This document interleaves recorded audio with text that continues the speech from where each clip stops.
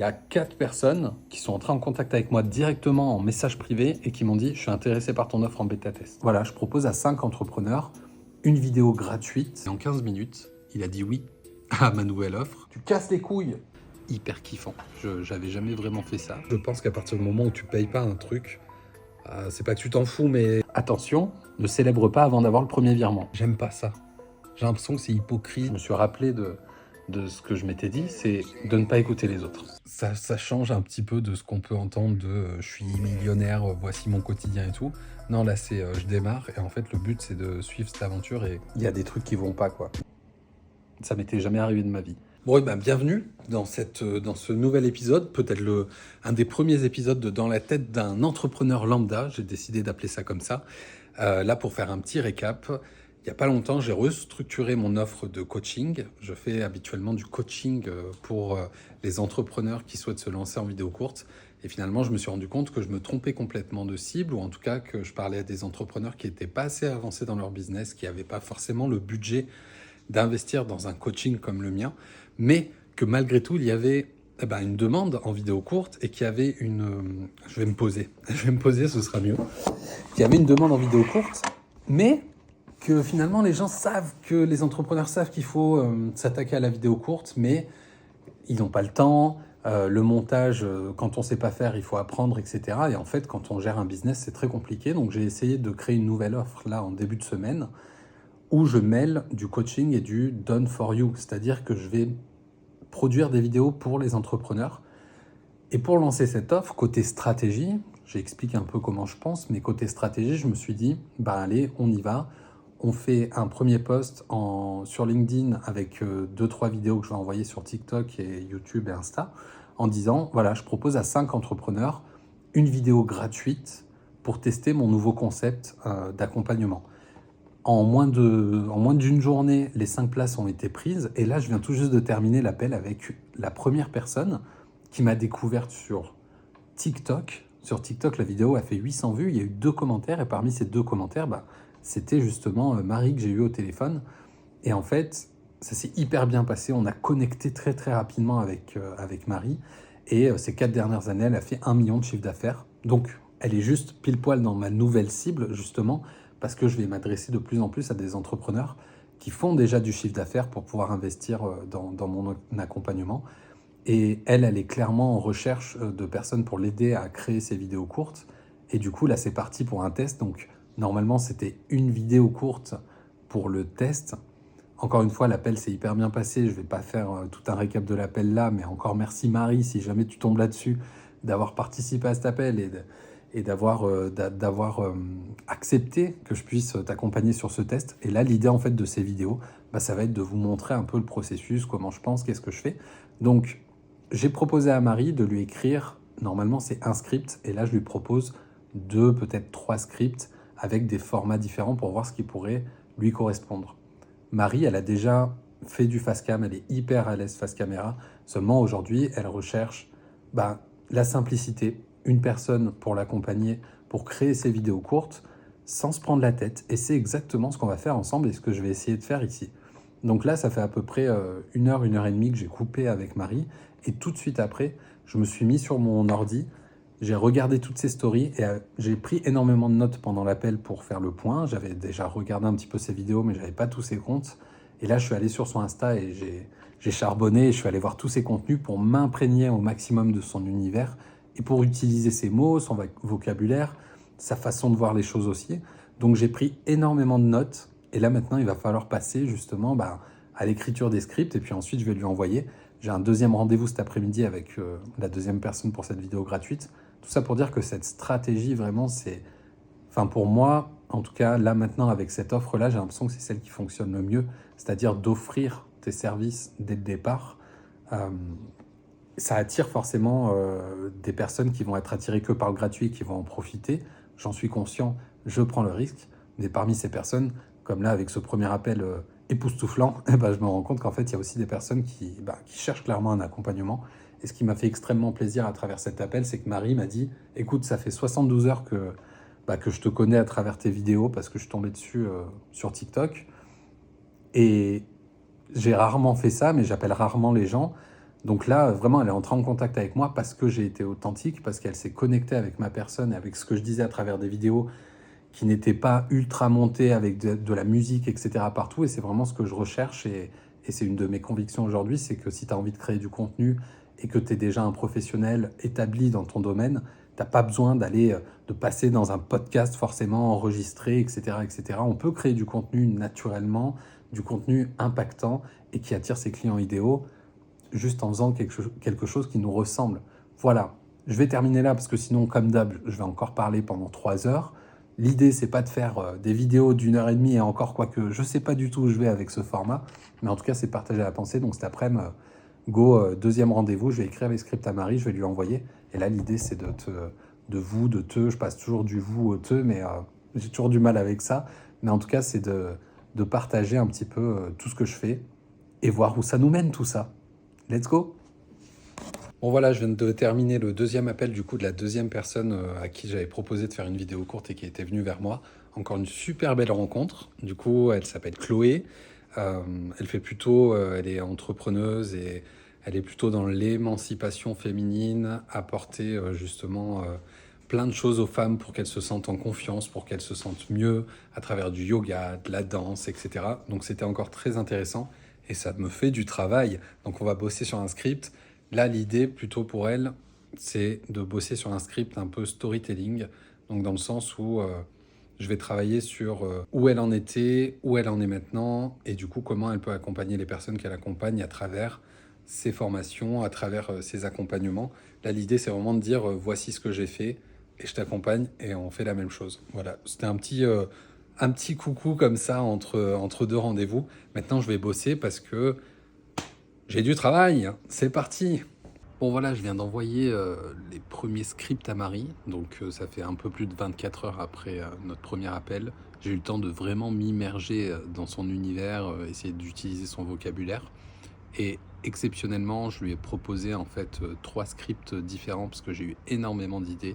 Donc 3 scripts différents pour des vidéos courtes, en utilisant son vocabulaire, en se mettant vraiment dans son univers. J'ai passé 2 heures ce matin en fait à regarder des vidéos d'elle justement pour m'imprégner et pour en fait j'ai regardé ces vidéos et j'ai écrit en même temps tout ce qu'elle disait pour retranscrire en fait ce qui était dit en vidéo.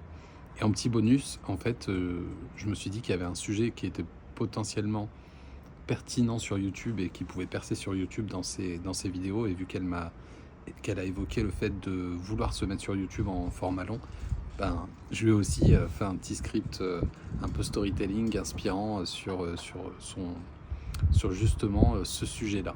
Voilà. Du coup, j'ai eu 3 autres personnes, des sujets encore hyper intéressants sur lesquels je vais devoir bosser. Donc, il va falloir que j'écrive les autres scripts. Là, l'idée, c'était vraiment de me concentrer sur la première personne, ensuite la deuxième, ensuite la troisième, parce que finalement, je me rends compte qu'il faut vraiment, encore une fois, s'imprégner de l'univers des personnes et pouvoir retranscrire avec le plus d'authenticité possible et quelque chose qui leur ressemble un maximum avec mes mots du coup, et écrire des scripts pour les autres, bah finalement ça demande pas mal d'énergie, mais c'est hyper kiffant. J'avais jamais vraiment fait ça, c'est la première fois, donc il y a un côté créatif que j'aime beaucoup forcément, et puis il y a ce côté-là que je connaissais moins, où il faut aller rentrer dans l'univers des personnes en peu de temps, et c'est vraiment hyper cool. Donc let's go, on continue. Bon, je viens d'envoyer pour la deuxième personne les scripts pour la deuxième personne, donc pareil, sur délivré, encore une fois, je lui ai fait un script tiré d'une idée que j'avais chopée sur un de ses articles, et une autre idée, plutôt storytelling, pour raconter un peu son histoire et mettre en avant son accompagnement. Et là, j'ai pas pu lui proposer moins de 3 scripts, je crois, parce que j'ai eu pas mal d'idées. En fait, j'ai fait un script assez court, un truc un peu plus long avec des détails, et un autre assez conséquent avec pas mal de détails, donc avec des accroches différentes. Donc là, le but, en fait, c'est de donner un maximum justement sur ces vidéos gratuites pour faire voir un petit peu ce que je sais faire. Et puis j'attends avec impatience les retours. J'avoue que les tout premiers scripts que j'ai envoyés à la première personne, donc Marie, j'ai pas encore eu de retour. Mais là, je viens de lui faire un petit follow-up, un petit message de « Hey, au fait, t'as pu regarder les scripts, dis-moi ce que t'en penses pour qu'on avance ensemble. » Et puis voilà, on va voir comment ça va se passer pour la suite. Il faut que je rédige les scripts pour encore 3 autres personnes. sachant que sur chaque script, je passe, j'ai passé entre 1 et 2 heures à chaque fois pour tous les scripts, hein, évidemment. 1 à 2 heures minimum, pardon. Et en gros, je passe quand même énormément de temps là au début. Il va falloir que je calibre ça.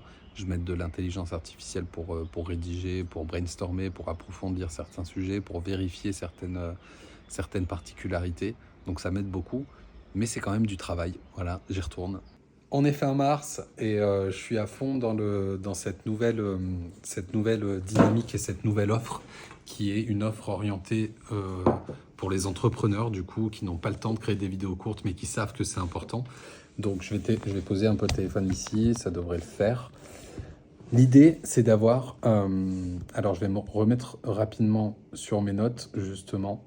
L'idée c'est de lancer un bêta test pour un accompagnement vidéo. Donc pour les entrepreneurs qui n'ont pas le temps de créer de la vidéo courte et qui veulent gagner en visibilité, mais surtout ne pas y passer des heures et sans prise de tête. Moi, l'idée, c'est que je leur trouve les idées, je leur écris des scripts, eux, ils filment et moi, je fais le montage. Le tout avec des vidéos qui peuvent être des vidéos assez créatives ou des vidéos face cam simplement.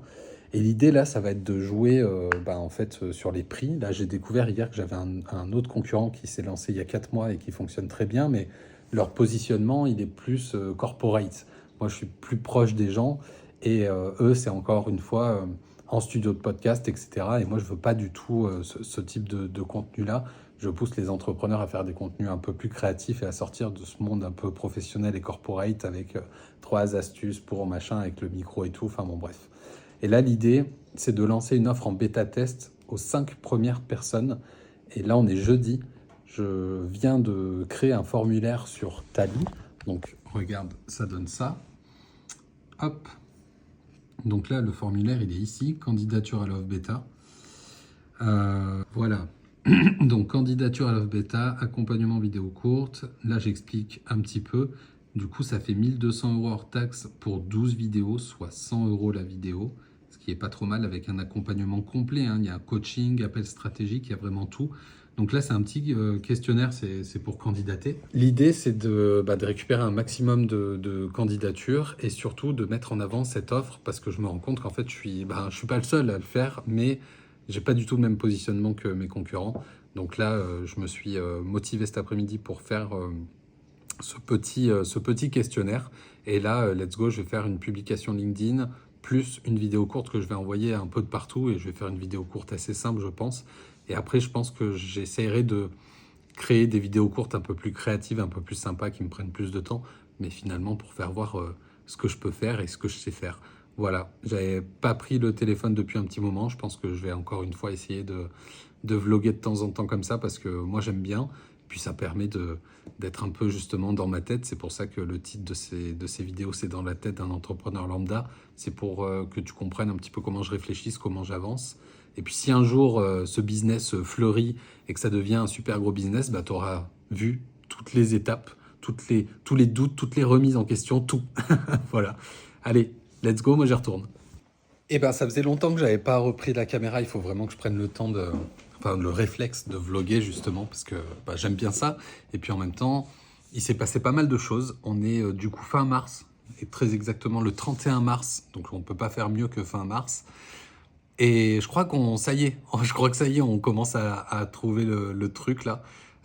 J'ai une très très bonne nouvelle fin de semaine dernière là. En fait, j'ai eu un appel d'un ancien potentiel client, une personne qui m'avait contacté en août et depuis il m'avait totalement ghosté. Et là il me laisse un message, il me dit ouais je suis désolé, j'ai pas répondu à ton dernier message, est-ce que tu veux bien me rappeler? Et je l'ai rappelé direct dans la foulée. Et il m'a dit t'es rapide. Il me fait en même temps quand tu as un potentiel client au téléphone, tu rappelles quoi. Donc effectivement j'ai rappelé et on est resté ensemble au téléphone 15 minutes. Et en 15 minutes, il a dit oui à ma nouvelle offre en bêta test. Donc il débute là, on débute début avril avec lui. Et en fait, je suis hyper content parce que c'est la première personne qui signe réellement sur cette offre-là. Et en plus de ça, ce week-end, j'ai fait un post. D'ailleurs, c'est intéressant de parler de ça parce que j'ai fait un post sur LinkedIn. Et en gros, depuis que ChatGPT a mis à jour, depuis la mise à jour de ChatGPT, on peut créer la dernière mise à jour, putain, je vais y arriver. on peut créer des images, mais des images de fou. Et je pense que ça va faire bouger les lignes un peu côté design et tout. Et en fait, je suis tombé sur un post le matin où, je vais essayer de trouver un angle correct. Je suis tombé sur un post le matin où en fait c'était un espèce de message WhatsApp d'un manager toxique et tout. Et le post a fait le buzz. Et je me suis dit en fait aujourd'hui c'est trop facile avec cette nouvelle version de ChatGPT d'aller créer des faux témoignages, des fausses conversations WhatsApp, et je me suis un peu amusé avec ça. Donc j'ai pris un petit moment avec ChatGPT pour essayer de créer une fausse discussion par message, et je me suis inspiré d'une histoire vraie que j'ai vraiment vécue quand j'étais pâtissier. C'est-à-dire que l'histoire, grossièrement, c'est que sur la route du travail, j'ai tapé un berger allemand avec ma voiture, hein, à plus de 100 km/h, j'ai percuté un chien en allant au travail, et j'ai appelé mon patron juste après l'accident. Je lui ai dit voilà, je viens d'avoir un accident, je sais pas comment ça va se passer. Et la seule chose qu'il m'a dit, c'est à quelle heure t'arrives. Et littéralement, il m'a dit bon, du coup, à quelle heure t'arrives. Et en fait, cette histoire-là, enfin bon, bref, je vais pas tout raconter, mais après, j'ai quitté l'entreprise, j'ai démissionné parce qu'ils me l'ont fait à l'envers. J'ai été arrêté pendant un petit moment. Mais du coup, je me suis servi de cette histoire et j'ai créé un faux échange de messages avec mon patron pour en créer une publication sur LinkedIn. J'ai fait ça. J'ai fait une publication en mode je raconte mon histoire. Après, je dis alors oui, l'histoire est vraie, mais par contre, la capture d'écran, elle est fausse. C'était juste pour attirer votre attention sur le fait qu'on peut raconter n'importe quoi aujourd'hui sur les réseaux. Donc le message est un peu particulier, la cadence de la publication est un peu particulière, et c'est pas ce qu'on a vraiment l'habitude de voir sur LinkedIn, je pense. Et du coup, suite à cette publication, directement, 5 minutes après, j'ai une des personnes de mon réseau qui est venue me voir en me mettant, et ça m'était jamais arrivé encore, en me disant écoute Stéphane, je suis désolé, mais ta publication, je suis pas sûr et tout. Parce que le message est flou, on comprend pas bien, du coup ça peut te décrédibiliser si jamais tu partages des messages WhatsApp et tout et tout. Et en fait, au début je me suis dit merde, elle a raison et tout. Et puis en fait, je me suis rappelé de ce que je m'étais dit, c'est de ne pas écouter les autres. de m'écouter et juste de tester en fait, et de faire un peu ce que j'ai envie de faire.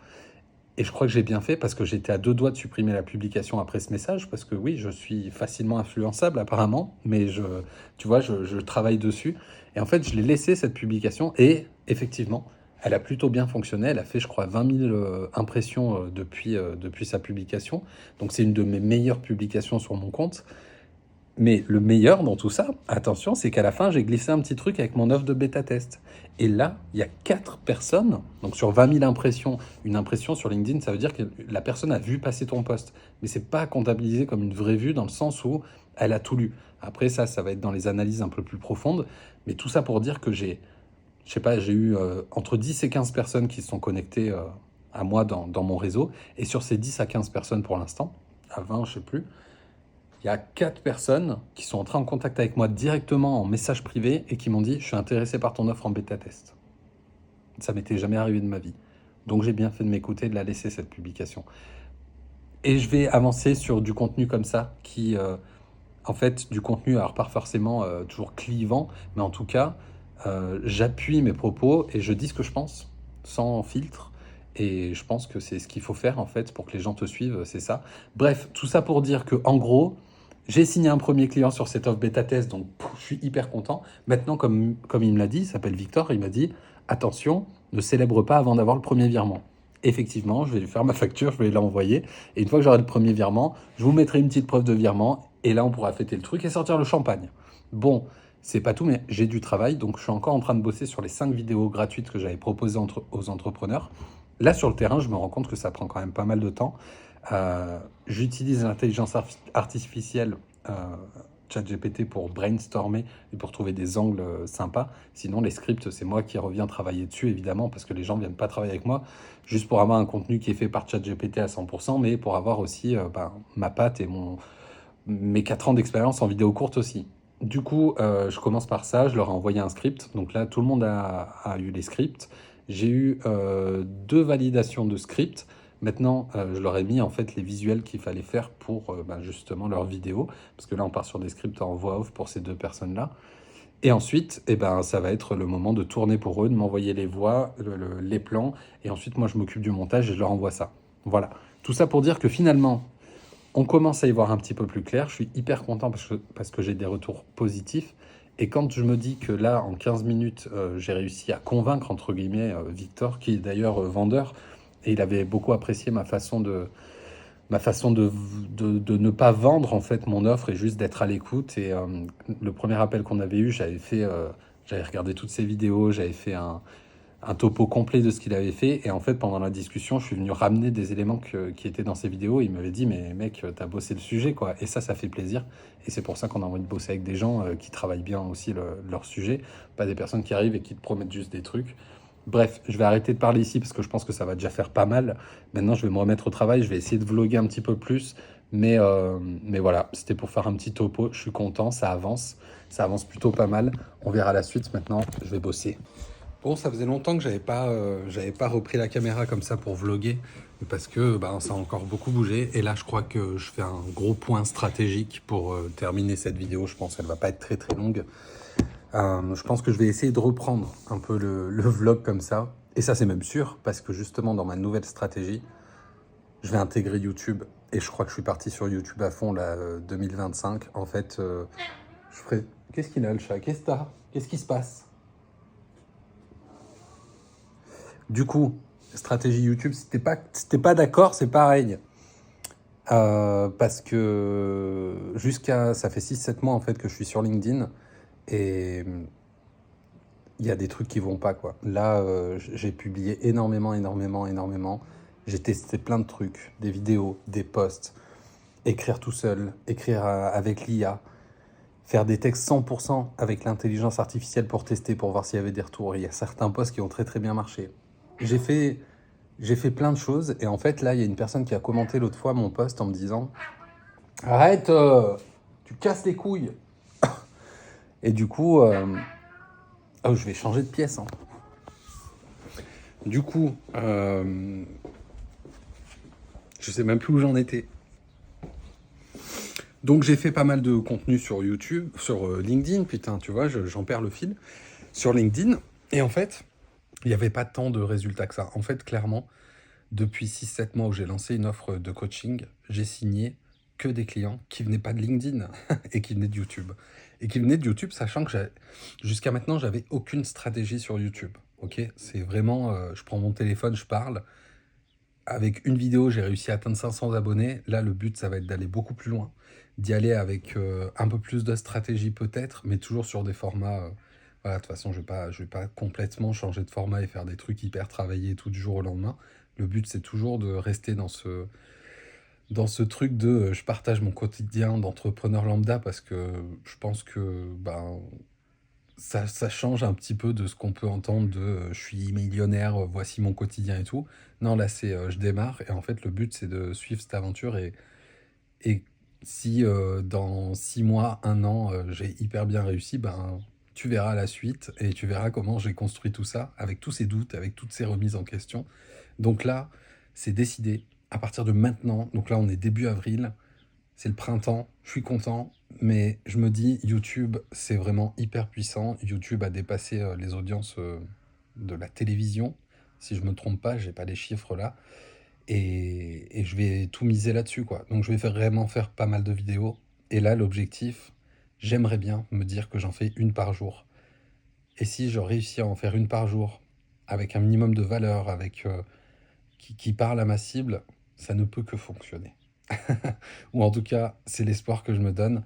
Et du coup, forcément, en fait, je conseille tout le temps aux gens de se lancer sur les réseaux qui consomment le plus. Quitte à choisir qu'un réseau, autant choisir le réseau sur lequel tu es le plus consommateur parce que inconsciemment, tu as déjà les codes des réseaux en fait. Tu as déjà les codes, tu consommes, tu sais ce que tu aimes consommer, tu as déjà plein d'exemples et tu sais comment ça fonctionne. Donc c'est beaucoup plus simple de te lancer sur un réseau quand tu sais comment ça fonctionne.